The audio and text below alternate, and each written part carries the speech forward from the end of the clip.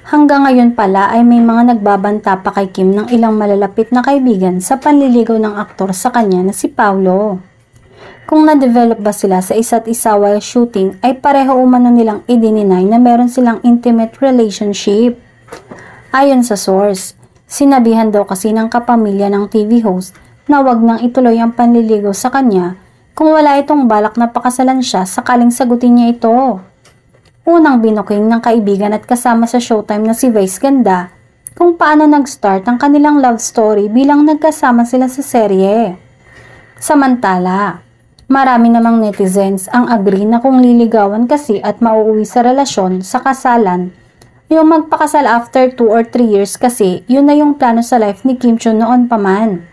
So kung manliligaw ka, tapos for fun lang na dating, you don't see yourself getting married. Wag na lang kasi sayang yung oras. Hirit ng isa pang netizen. Ngunit tila pinatunayan naman umano ngayon ng aktor kay Kim na seryoso siya sa kanyang intensyon.